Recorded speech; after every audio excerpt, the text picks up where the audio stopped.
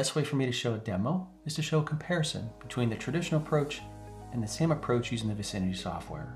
For this demonstration, all of the data is on-prem on the East Coast, and I'm going to show two things. One, we're going to transfer that data up into the cloud on the West Coast, and two, I'm actually going to have an application execute on that data over distance in real-world time. What I've done is I've logged into the two instances that are in the cloud.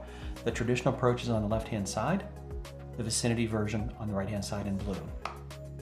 First, we're just going to move some data. I have a bunch of 10 gig files. These are just random numbers, and I'm going to do a simple drag and a drop from prem on the East Coast up into the cloud on the West Coast.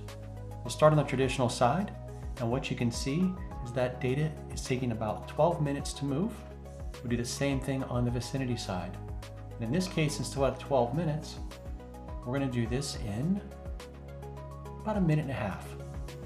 Second part of the demo, we're going to bring up an application.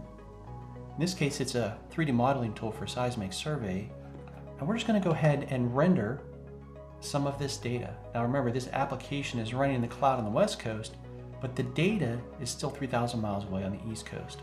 We're going to bring in some layers. We'll start on the traditional side. We'll select all the layers. Do the same thing on the Vcinity side. You see the checks come up.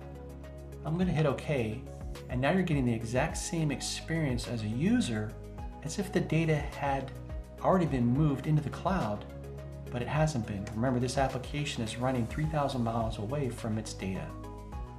If I go back to the traditional side, you can see when I hit OK, nothing happens. Eventually you'll get a little blue spinning circle.